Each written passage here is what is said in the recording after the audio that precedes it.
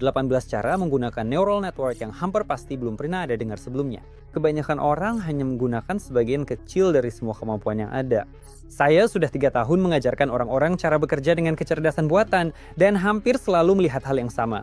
Orang-orang hanya berkutat di permukaan, tidak mendalami lebih jauh, sehingga tidak memanfaatkan seluruh potensi neural network. Dan di video ini, saya akan menunjukkan kepadamu cara mengaktifkan mode turbo dan mode ringan, agar neural network langsung memberikan hasil berkualitas dan membuatmu bekerja lebih cepat. Nomor 1, minta neural network untuk mengajukan pertanyaan sebelum mulai bekerja. Hal yang sama juga terjadi saat kamu memilih fitur Deep Research di ChatGPT. Dia akan terlebih dahulu mengajukan beberapa pertanyaan klarifikasi. Lalu setelah mendapat jawaban, baru mulai mengerjakannya. Selalu minta hal ini, karena dengan begitu neural network akan lebih memahami tugasnya. Karena jika kamu bekerja dengan seorang karyawan dan kamu bilang ke karyawan itu, tolong kerjakan tugas ini. Apa yang dia lakukan? Tentu saja, dia akan menanyakan beberapa pertanyaan klarifikasi kepadamu sebelum mengerjakannya. Sedangkan neural network entah kenapa belum langsung terlatih untuk itu. Jadi, mintalah dia untuk mengajukan pertanyaan dulu, baru kemudian mengerjakan tugas tersebut. Pendekatan kedua yang masih dalam konteks yang sama adalah ketika kamu meminta untuk memperbaiki prompt buatanmu sendiri. Ini terdengar sangat aneh jika kamu memberikan tugas seperti ini kepada karyawan, tapi bayangkan situasinya. Kamu bilang, "Fas, aku butuh kamu membuat laporan sebelum akhir hari. Tolong, katakan bagaimana aku bisa memperbaiki tugas yang kuberikan padamu supaya kamu bisa mengerjakannya dengan lebih baik." Vasily Petrovich akan sangat membantu kalau Anda bisa memberitahu saya apa yang ingin Anda lihat di laporan ini. Nah, kamu paham, ini memang percakapan yang aneh untuk manusia, tapi dengan neural network, ini justru berhasil, dan dia akan memberikan klarifikasi tentang apa saja yang dia butuhkan agar bisa menyelesaikan tugas itu dengan lebih baik. Nomor 3, lakukan secara bertahap. Dan ini adalah fitur favorit saya. Karena dengan ini, kita bisa memasukkan banyak sekali tugas ke dalam satu prompt. Dan saya melihat dari para mahasiswa saya, inilah yang benar-benar mempercepat pekerjaan. Misalnya, jika kamu perlu membuat konten untuk blogmu, kamu bilang, "Oke, lihat, langkah pertama, tuliskan profil audiens target berdasarkan tugas saya di atas. Lalu langkah kedua, tuliskan apa saja pemicu rasa sakit mereka. Langkah ketiga, buat daftar topik yang paling mereka minati. Langkah keempat, pilih topik yang paling relevan dari daftar itu. Langkah kelima, tuliskan beberapa postingan untuk topik yang paling relevan. Langkah keenam, kritik semua hasil ini. Langkah ketujuh, perbaiki semuanya lagi." Artinya, kamu bisa memasukkan banyak tugas sekaligus, 1, 2, 3, 4, 5, ke dalam satu prompt, dan AI akan menjalankan semuanya langkah demi langkah. Kadang-kadang menanyakan detail tambahan kepadamu, dan kadang-kadang langsung melanjutkan tanpa henti. Dan ini memungkinkan kamu untuk menyelesaikan volume pekerjaan yang sangat besar, berjam-jam kerja hanya dengan satu prompt saja. Like kalau bermanfaat. Kalau sudah tahu, komen di bawah hal apa saja yang kamu ketahui dan bagikan life hack milikmu sendiri. Kamu biasanya pakai apa dengan AI atau neural network? Kita lanjut ke pembahasan berikutnya. Kalau kita bicara soal menulis email atau menulis teks secara umum, AI sering gagal dalam hal menulis email. Meskipun semua orang pakai AI untuk menulis teks, tetap saja banyak yang mengeluh karena AI menulis teks yang jelek, terlalu manis, abstrak, dan tidak menarik bagi siapapun. Bagaimana caranya supaya bisa berbeda? Sangat mudah. Cukup berikan contoh teks yang kamu suka ke AI, lalu minta dia untuk menggunakan vibe, suasana, dan slang dari teks itu. Dengan begitu, AI akan memakai hal-hal yang ada di dalam contoh tersebut, lalu masukkan materi atau konten yang ingin disampaikan. Jadi, kamu punya teks contoh yang punya vibe, suasana, dan gaya bahasa, lalu ada juga teks materi yang berisi semua informasi yang dibutuhkan. Dan mintalah dia untuk menulis ulang teks ini dengan tetap mempertahankan nuansa dan suasana ini. Sobat, ini berfungsi, sudah diuji, dan memang sangat bagus. Nomor 5, minta jaringan syaraf untuk mengkritik apa yang telah dilakukannya. Sekali lagi, dialog dengan karyawan tersebut terlihat sangat aneh. "Fasya, tolong buat laporan ini." Ini dia, silahkan. Vasily Vasilyevich, laporannya udah Fasi. "Fas, sekarang tolong kritik laporanmu sendiri, seolah-olah kamu adalah seorang kritikus. Laporannya sejujurnya jelek banget, Vasily Vasilyevich." "Bagus Fasya, sekarang tolong perbaiki laporan ini." Jadi sebenarnya dialog aneh seperti inilah yang terjadi antara kamu dan AI. Dan bagi AI itu hal yang normal. AI tidak punya keterikatan emosional apapun, dia 100% fleksibel. Jadi kamu bisa mengganti peran-peran ini dan memintanya untuk mengkritik jawaban-jawaban tersebut. Ngomong-ngomong, kalau kamu butuh lebih banyak prompt, di bawah video ini aku sudah cantumkan kumpulan 2000 prompt untuk AI yang bisa kamu pakai di bidang apapun. Jadi klik saja link di bawah dan unduh. Cerita berikutnya adalah tentang peran. Dan banyak orang udah tahu, kayak, "Oh aku tahu itu. Aku harus bilang kamu berperan sebagai marketer dengan pengalaman 40, 350 tahun. Teman-teman, itu gak pasti loh. Peran itu sebenarnya bekerja dengan cara yang sangat berbeda. Prinsipnya gini, peran itu harus diberikan supaya AI bisa beralih, seperti saklar, menjadi orang lain. Seperti yang tadi saya tunjukkan dengan contoh, kalian memintanya misalnya dalam peran sebagai marketer atau sebagai seorang strategis untuk menulis profil audiens target. Oke, dalam peran sebagai copywriter, menulis teks, lalu dalam peran sebagai audiens target, mengkritik teks-teks tersebut. Jadi, kalian bahkan mengubah peran, bukan soal pengalaman apa yang dia miliki. Ini memang diperlukan ketika ChatGPT 3.5 baru keluar, karena kalau tidak, dia benar-benar tidak bisa melakukan apa-apa. Jadi, kalau kalian melihat hal seperti itu berarti promptnya ditulis berdasarkan data yang sudah sangat lama. Sekarang, peran hanya dibutuhkan untuk mengalihkan neural network ke kondisi tertentu saja. Gunakan hal ini. Trik nomor 7. Dan sebenarnya ini bukan sekadar prompt, tapi benar-benar pendekatan baru dalam bekerja dengan neural network. Semua diskusi dengan AI harus kalian simpan dalam sebuah proyek, dan bagi banyak orang sekarang ini belum jelas. Sekarang saya akan tunjukkan ini secara langsung di Tomuta. Jadi, lihat, saya punya skenario untuk video yang sedang kalian tonton ini. Dan di sini, saya juga punya tautan ke chat di Claude, di mana saya mendiskusikan berbagai opsi untuk video ini. Di sini juga saya punya tautan ke chat lain, baik di ChatGPT atau misalnya tempat saya membuat sampul di dalam dokumen itu sendiri yang berisi hasil kerja. Saya juga menambahkan tautan ke percakapan dengan chat yang saya miliki. Karena ketika Anda mulai melakukan percakapan dengan ChatGPT atau dengan Claude atau dengan jaringan neural apapun, di bagian atas ini akan muncul tautan ke chat yang unik. Dan tautan ini kita salin dan tempel di sini agar nanti jika ada tugas untuk mengubah sesuatu atau kembali ke dialog ini, Anda selalu bisa mengklik tautan tersebut, menemukan chat itu, dan langsung lanjutkan, menambahkan atau mungkin mengubah sesuatu. Dan ini sangat mempercepat pekerjaan Anda. Jadi gunakanlah pendekatan ini. Cara nomor 8, buatlah rencana langkah demi langkah sebelum mulai. Cara ini benar-benar meledakkan internet, karena saat itu muncul jaringan neural DeepSeek yang sebelum menjalankan tugas, dia terlebih dahulu berpikir. Dan di sini dengan menggunakan prompt ini kita meminta jaringan neural untuk terlebih dahulu memikirkan apa yang harus dilakukan, lalu baru melakukannya. Dan kemudian pertama-tama dia memuat rangkaian tindakan ke dalam dirinya sendiri, maksudnya ke dalam konteks, ke dalam dialog, lalu secara berurutan mengikuti langkah-langkah itu. Kenapa caranya berhasil? Karena jaringan neural adalah model prediktif. Jadi apa yang dia lihat, dia memprediksi bahwa kemungkinan besar akan terjadi seperti ini. Misalnya, kamu mendorong sebuah bola, lalu bola itu menggelinding. Artinya diprediksi bahwa kemungkinan besar bola itu akan menggelinding ke arah itu, dan di sana akan jatuh. Dan jaringan neural juga melihat hal-hal seperti itu persis sama. Ini contoh yang bagus dan mudah dipahami. Kalau kalian pernah menonton serial, pasti di suatu momen kalian merasa, oh, sebentar lagi pokok utamanya akan diserang, dia akan dijebak, atau terjadi sesuatu padanya. Bagaimana kita bisa merasakannya, teman-teman? Ya, itu karena kita udah sering menonton hal-hal seperti itu. Kita udah menonton begitu banyak serial, film, dan lain-lain. Sehingga pada suatu titik kita bisa langsung paham, oh yang ini pengkhianat, yang itu sebentar lagi akan dibunuh. Dengan jaringan neural ceritanya mirip, hanya saja yang dimasukkan ke dalam kepala mereka bukan serial, tapi berbagai dokumen lain. Dan mereka pun bisa memprediksi hal-hal seperti itu. Nah, kalau kita sendiri yang menciptakan konteks itu, misalnya dengan memintanya membuat langkah-langkah tersebut, maka hasilnya akan lebih baik dan kerjanya pun jadi lebih optimal. Cara berikutnya, nomor 9, yaitu meminta jaringan neural untuk berpikir seperti seorang programmer. Ayah saya seorang programmer, dan kalau saya butuh pendekatan yang tidak biasa dalam menyelesaikan suatu masalah, saya tentu saja bisa menelpon beliau, bertanya dan meminta saran, karena memang cara berpikirnya berbeda. Sebenarnya, hampir semua programmer memang punya cara berpikir yang berbeda. Mereka mulai berpikir secara terstruktur. Dan jaringan neural telah diberi makan dengan sangat banyak program dan berbagai layanan. Dan itu semua adalah algoritma, langkah-langkah berurutan untuk menyelesaikan suatu tugas, yang tidak selalu bersifat matematis, bahkan bisa juga tugas-tugas logika. Jadi, kalau Anda punya tugas yang tidak biasa, bukan berarti Anda butuh program atau kode pemrograman. Misalnya Anda perlu membuat program motivasi untuk karyawan Anda, atau merancang algoritma untuk melakukan suatu tindakan. Di sini Anda bisa menulis prompt, berpikirlah seperti seorang programmer, atau dalam bahasa Inggris malah lebih efektif, solve using program of thought method. Dan kemudian jaringan neural akan melakukannya dan hasilnya akan bagus. Pendekatan berikutnya, nomor 10. Ini sangat efektif ketika Anda tidak tahu hasil seperti apa yang ingin Anda dapatkan dan di mana letak solusi dari tugas tersebut. Ngomong-ngomong, ini cerita yang cukup baik. Jika kita bicara tentang pengembangan diri Anda dalam setahun ke depan, maka ini akan terlihat seperti ini ya. Silakan lihat, ini semua informasi tentang saya. Inilah yang saya lakukan. Ini blog saya, ini penjualan saya. Begini cara saya mendapatkan uang. Ini profil saya, ini resume saya.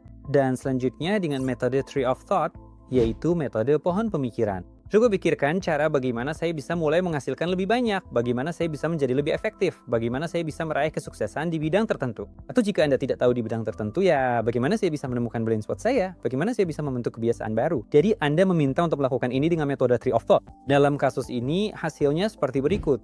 AI akan mengikuti satu rantai tindakan. Jika AI melihat bahwa tidak ada solusi di sana, ia akan kembali dan membuat rantai tindakan baru, ketiga, keempat, dan seterusnya. Jadi, alih-alih hanya mencoba satu metode yang salah, AI mencoba beberapa metode dan kembali kepada Anda setelah mencoba serta menganalisis berbagai cara. Dan inilah yang memberikan Anda peluang yang lebih akurat untuk mengambil keputusan. Itu yang pertama. Kedua, Anda langsung mendapatkan wawasan yang lebih luas. Contoh yang bagus pernah diberikan dalam buku Chip Heath dan Dan Heath. Trap-trap berpikir. Mereka melakukan penelitian terhadap ribuan keputusan yang diambil di Dewan Direksi dan menemukan bahwa jika keputusan diambil antara ya atau tidak, kemungkinan terjadinya kesalahan di sini bukan 50 banding 50%, melainkan 60 banding 40. Kita 60% lebih mungkin melakukan kesalahan ketika memilih di antara dua pilihan. Itu sama saja ketika jaringan saraf memberi Anda satu jawaban. Apakah Anda pikir Anda membuat keputusan yang tepat? Pada tahap ini, Anda memiliki peluang 60% untuk mendapatkan kesalahan. Sebenarnya inilah yang terjadi pada orang malang. Mintalah dia untuk memberikan beberapa pilihan, maka Anda akan lebih jarang melakukan kesalahan. Terutama di situasi di mana Anda tidak tahu jawaban yang benar. Cara nomor 11 adalah penelitian mendalam. Di ChatGPT ada fitur Deep Search. Ketika Anda menekan tombol itu, dia akan memberikan pertanyaan tambahan untuk memperjelas. Ia akan pergi selama setengah jam, 1 jam untuk berpikir, lalu kembali setelah mempelajari ratusan situs, lengkap dengan laporan yang sangat detail. Ini benar-benar kan? Fitur ini memungkinkan Anda mendalami satu topik, tapi ada alat yang lebih canggih lagi. Ini bukan tentang ChatGPT. Misalnya, Anda bisa menggunakan Notebook LM. Saya udah membuat video terpisah yang membahas tentang itu. Tentang apa saja yang bisa dilakukan oleh alat tersebut. Dan pada dasarnya, seperti yang sudah Anda lihat, saya merekomendasikan banyak jenis AI yang berbeda. Kalau Anda tertarik, di bawah ada tautan ke kursus gratis di mana saya menjelaskan berbagai AI yang bisa digunakan, untuk apa saja dan bagaimana cara mengaplikasikannya secara praktis. Di Notebook LM, saat Anda membuat notebook, Anda bisa menggunakan fitur yang namanya Deep Research. Dan kalau Anda memilihnya, Anda bisa melakukan riset mendalam, dan Notebook LM dengan menggunakan Gemini akan mengumpulkan banyak sekali tautan di Google ke artikel, materi, dan sumber daya lainnya, lalu mengunggahnya. Setelah itu, Anda bisa membuat mind map, melakukan riset, dan berinteraksi langsung dengan data yang sudah dikumpulkan di sini, tanpa memperhitungkan semua hal lain yang ada di internet yang bisa membingungkan AI. Dengan alat ini, Anda bisa melakukan riset terhadap para pesaing. Misalnya, Anda bisa meminta untuk mengumpulkan semua informasi yang diketahui AI tentang salah satu pesaing Anda, lalu melihat apa saja yang ada di sana. Anda juga bisa meminta AI untuk mengumpulkan peta besar tentang hal-hal yang penting bagi konsumen, berdasarkan ulasan mereka dan pertanyaan yang mereka ajukan di marketplace. Dengan begitu, Anda mendapatkan gudang data besar yang didasarkan pada fakta nyata yang terjadi di internet. Nomor 12. Dan pendekatan ini membebaskan banyak waktu yang biasanya Anda habiskan untuk memeriksa apa yang diberikan oleh ChatGPT kepada Anda. Karena biasanya Anda meminta buatkan saya 10 postingan. Buatkan saya 10, lalu 5 email, 10 judul, 5 pilihan atau cara. Intinya, Anda memintanya untuk membuat banyak hal. Ia akan memberikan itu kepada Anda. Anda membacanya dan menyadari, aduh, yang ini kayaknya ngawur, tapi yang ini nggak ngawur. Bagaimana cara menentukannya, Wana? Cukup minta ChatGPT untuk menilai sendiri setiap jawabannya dengan skala 10 poin.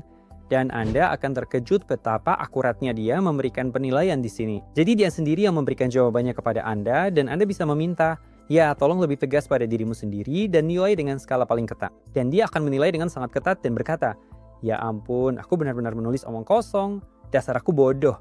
Dan dia akan merasa sangat menyesal. Tapi yang paling penting untuk Anda adalah, dengan cara ini Anda bisa melihat di mana saja ada pilihan yang benar-benar layak diperhatikan. Bahkan meskipun itu dibuat oleh AI. Metode ini digunakan oleh Tony Robbins dalam pelatihannya ketika ia meminta peserta untuk menilai kondisi mereka sendiri dengan skala 10 poin. Tapi yang paling penting, ada satu pertanyaan tambahan yang diajukan. Apa yang dibutuhkan agar nilaimu naik 2 poin? Dan hal yang sama juga kita minta dari AI. Jadi, kamu sudah memberiku 4 pilihan tentang bagaimana menyelesaikan masalahku. Misalnya, bagaimana meningkatkan penghasilan, atau bagaimana menjadi lebih efektif berdasarkan semua informasi yang sudah aku berikan padamu. Sekarang, coba katakan padaku, bagaimana caranya agar setiap pilihanmu itu bisa naik 2 poin? Apa yang dibutuhkan agar pilihan-pilihan ini benar-benar berhasil? Dan kemudian dia akan memberikan rekomendasi yang benar-benar berguna tentang apa lagi yang bisa ditingkatkan di sini. Poin berikutnya yang entah kenapa sering dilupakan banyak orang, padahal ini sangat penting. Pelajari lampiran. Jadi, kamu melampirkan dokumen dan mempelajari lampiran tersebut. Kalau dijelaskan dengan kata-kata sederhana, AI itu seperti kompor tempat kita bisa memasak. Prompt itu seperti resep yang digunakan untuk memasak, tapi lampiran yang kamu tambahkan di situ itu seperti bahan-bahannya. Dan kalau bahan-bahanmu jelek, hasil kuenya juga bakal jelek. Jadi, tanpa file lampiran, tanpa contoh teks, AI akan menggunakan apa yang sudah dimuat sebelumnya di dalamnya. Data-data yang umum di internet, yang bisa saling bertentangan. Dan dari situlah muncul halusinasi. Tapi kalau kamu mengunggah faktur atau data tertentu, maka AI akan memberikan jawaban yang lebih akurat. Contoh yang bagus, kami punya murid bernama Vitali.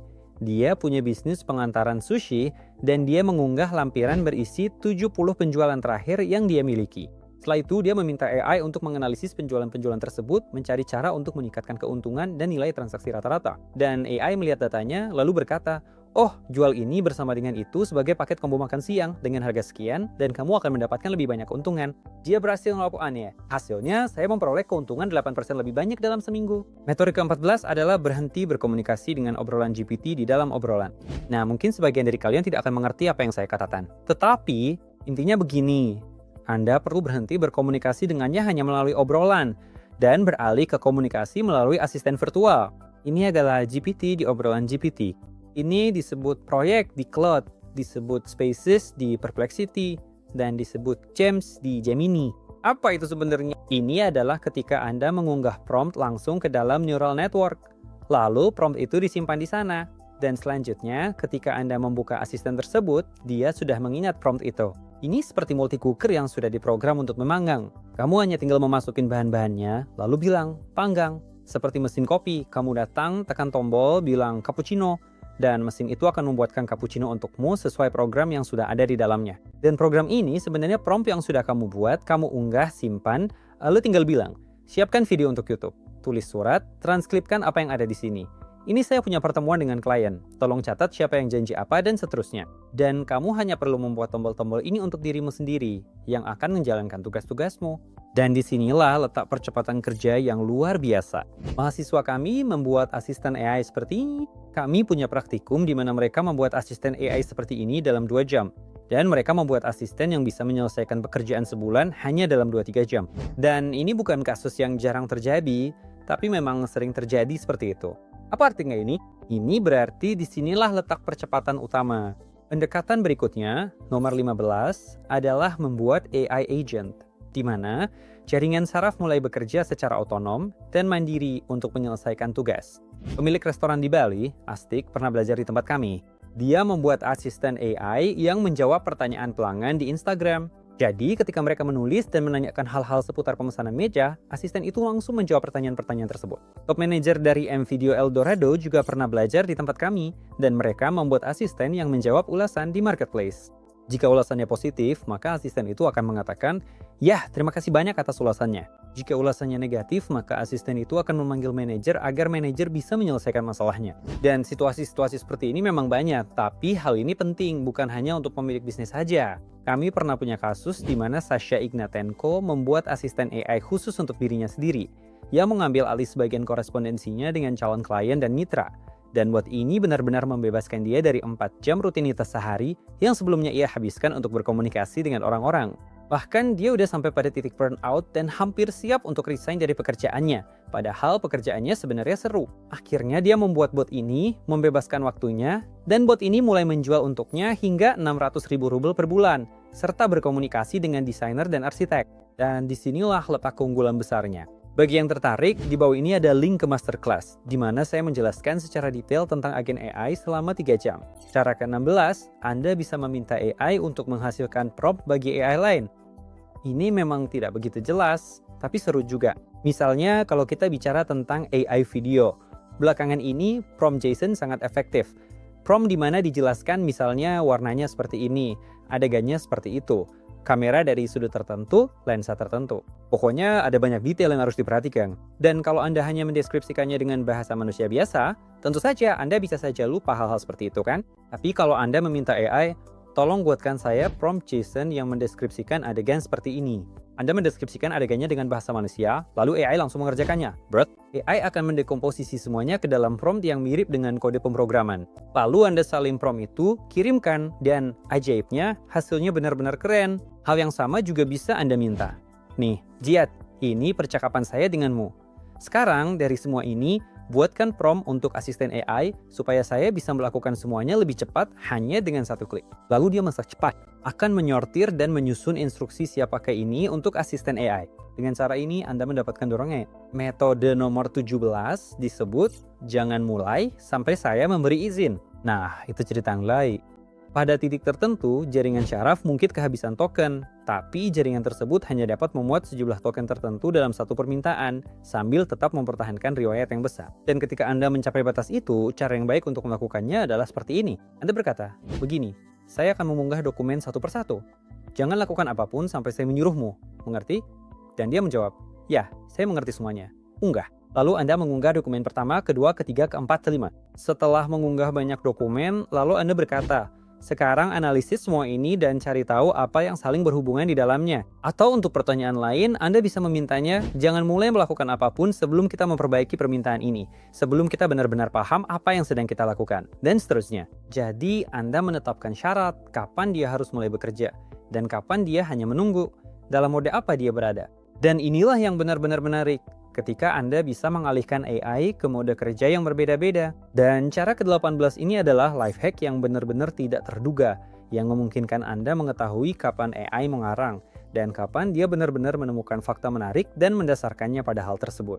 Saya memintanya di pengaturan, tepatnya di bagian memori, bahwa apa yang dia ingat tentang saya, ini disebut custom instructions di ChatGPT, dan di cloud juga ada yang serupa.